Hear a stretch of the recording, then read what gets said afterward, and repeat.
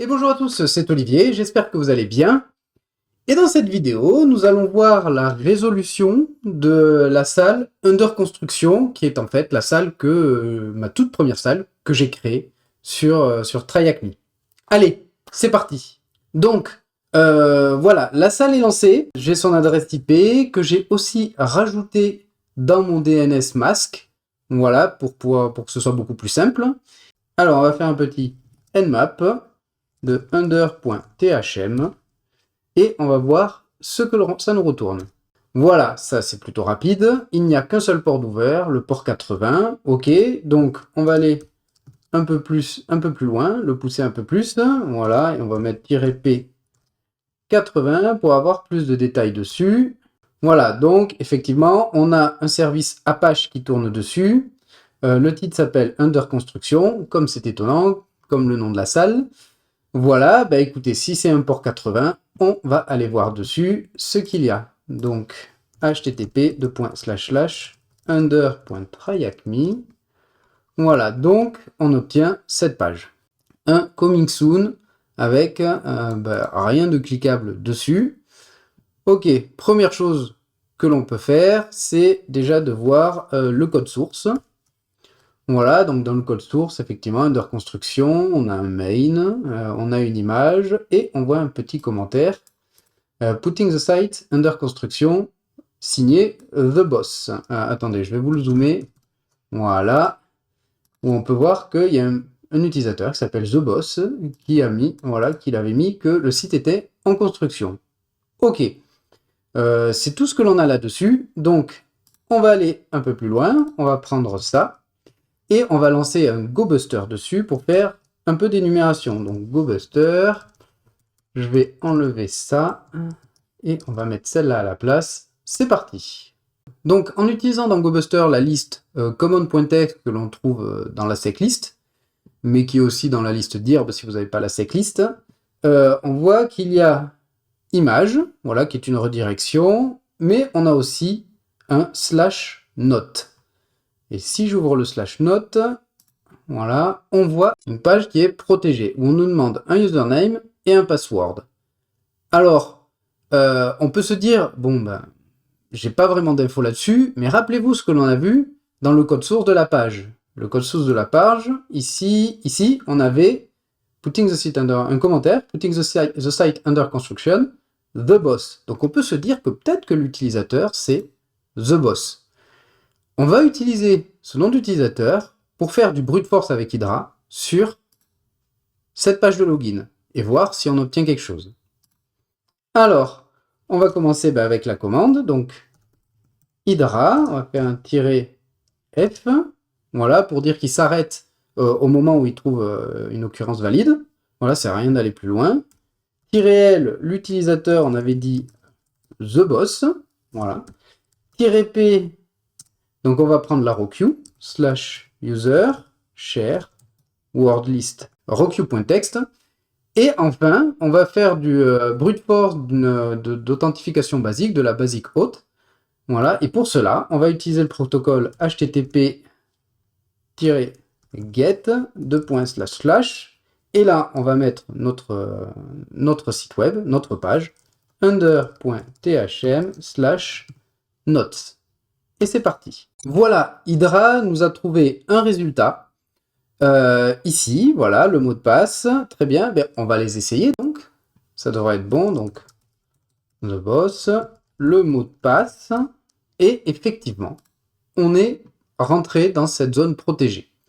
Alors, ici, on a juste un "Here are the available files". Ok, si je clique sur Lovecraft, on a une petite citation de Lovecraft. Martin de George Martin, voilà, Orwell, Yeats aussi, et une to-do list où il y a marqué, voilà, comme une liste de tâches en fait, make CSS responsive, write API, remove this damned vulnerability. Donc apparemment, il y a une vulnérabilité là-dessus.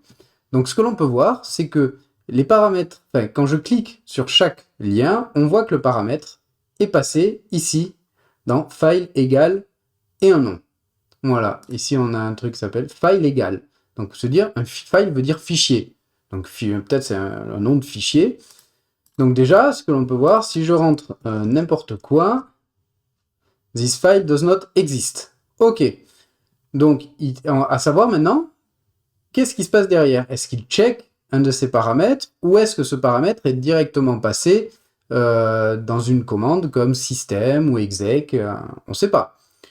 Ce que l'on peut essayer de voir, c'est par exemple si je prends celui-là, si c'est passé directement dans un système ou dans un exec en PHP, peut-être que si je mets un point virgule et une commande Linux, je vais avoir un résultat qui va me donner en fait, je vais avoir le résultat de cette commande.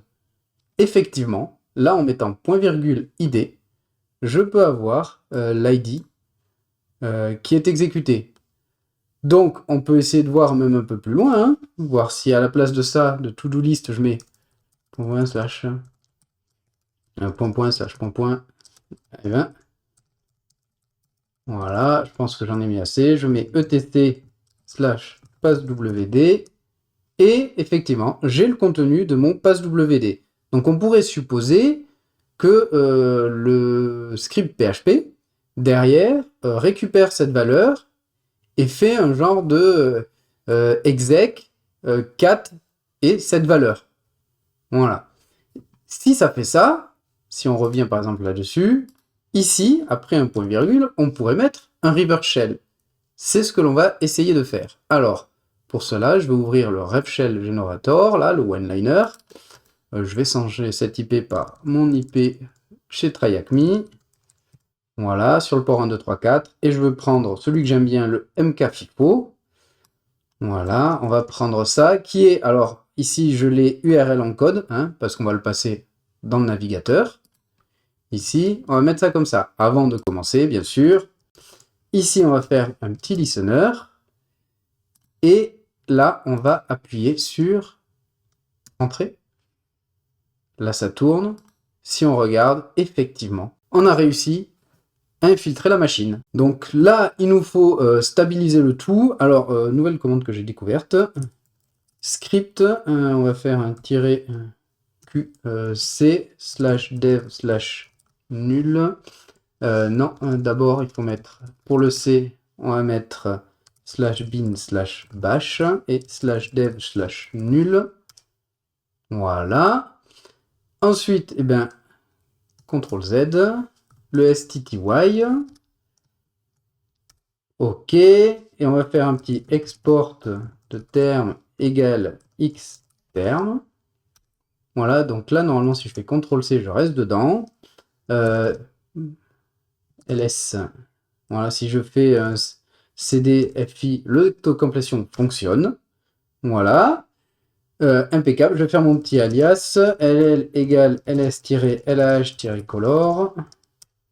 Comme ça, au moins, tout est beau. Et donc, effectivement, ici, on a des fichiers. Si on regarde, on fait un cat de l'index.php. Où est-ce qu'on le voit? Ici, effectivement, on le voit. Là, il fait un exec cat de file slash et le paramètre qu'on lui a passé. Voilà, il l'affiche, ce qui nous a permis justement de compléter la commande avec un point virgule. Très bien, donc maintenant, on n'a pas de mot de passe, sudo-l ne fonctionnerait pas. On pourrait lancer un linpiz. Linpiz va vous donner certaines vulnérabilités. La vulnérabilité ici que vous allez pouvoir voir, c'est si on fait par exemple un cat slash etc slash crontab, on peut voir ici que toutes les minutes est exécutée une archive. Voilà, en tant que route. Donc c'est ça qu'on va expliquer. Le problème, c'est que pour cela, il faut qu'on puisse écrire certaines commandes bien particulières, créer certains fichiers un peu particuliers dans HTML. Et HTML, le répertoire HTML appartient à TheBoss. Voilà. Et on n'a pas les droits en écriture en tant que wdata. Donc il va falloir devenir TheBoss. Ici, principe tout bête, mais qu'il faut tout le temps essayer, c'est ce qu'on appelle le password reuse. C'est de réutiliser un mot de passe que l'on avait déjà. Donc, si je vais par exemple dans slash home, que je regarde, donc l'utilisateur c'est TheBoss, je vais faire un su TheBoss. Et là, je vais réessayer le mot de passe que j'ai découvert tout à l'heure. Et ça passe. Je suis devenu TheBoss. Voilà. Vous pourriez essayer un sudo-l, mais je ne suis pas sudoer. Par contre, si on regarde dedans, ici, bon, on a le user.text. Voilà, on peut faire un cat dessus.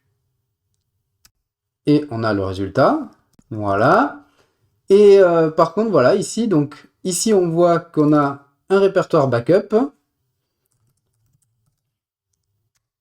Voilà. Et quand on regarde, effectivement, on a une archive qui est créée, qui est à la date 13h29. Si je regarde, 13h29, voilà. Donc, en fait, qui est créée toutes les minutes. C'est exactement ce qu'on a vu dans notre TC crontab. Voilà. Et donc, cette commande, comment on l'exploite? On va faire en fait du tar wildcard. Un principe qui fait que on va créer des fichiers qui vont avoir un nom bien particulier. Je vais vous montrer ça, je l'ai pris ici, par exemple, dans mes notes. Tar wildcard, voilà, ici. On va créer un fichier qui va contenir notre river shell, notre exploit. On va créer un fichier qui va s'appeler --checkpoint action exec shell, voilà, et un autre qui va s'appeler checkpoint 1. Concrètement, c'est-à-dire que ici, lui, quand il va faire son tar-zcf de ça, on a une étoile, donc il va prendre tout ce qu'il y a dans le répertoire HTML. Dans ce répertoire HTML, il va y avoir des fichiers qui s'appellent --checkpoint. Donc lui, il va les coller l'un à la suite des autres, et il va en fait les confondre avec une commande de tar. Tar va voir cette commande et va se dire, bah, j'ai une commande qui me dit d'exécuter shell.exe.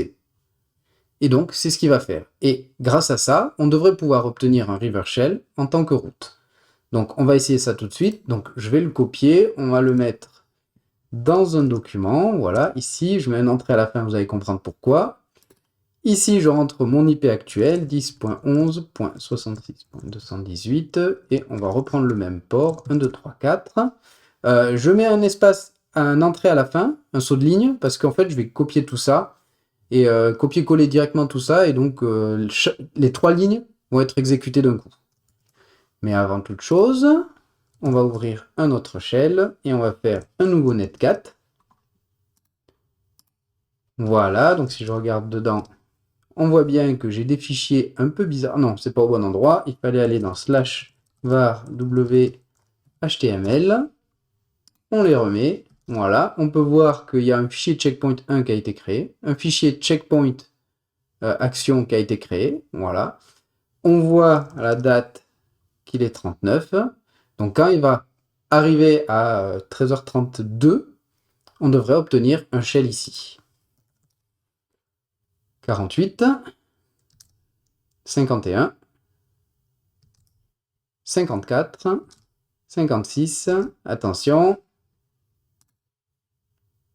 Et voilà, on a obtenu une connexion. Donc si je fais ID, voilà, je suis devenu route. Je n'ai plus qu'à aller dans /route. J'ai un route.text. Je fais mon cat du route.text. Et j'ai mon flag route. Voilà, voilà. Bon, bah écoutez, moi j'espère que cette salle vous a plu. Voilà, j'ai essayé de faire en sorte que ce soit une salle simple, mais plutôt fun en fait. Question de réviser un peu ses basiques, comme le password reuse, qui est, voilà, ne jamais hésiter à réutiliser un mot de passe qu'on a découvert, on ne sait jamais. J'ai fait en sorte aussi justement que, comme on arrive en wdata, on soit obligé de passer par the boss pour pouvoir passer route. Voilà, et même ne serait-ce que pour voir le flag user. Si vous essayez d'accéder au home de The Boss en étant wdata, ça ne marchera pas. Et enfin, voilà, le privesc avec le tar wildcard. L'InPease vous aurez donné, de toute façon, cette ligne sur le cron tab. Pas de grande difficulté, j'espère que ça vous a plu, et je vous dis à très bientôt. Tchuss!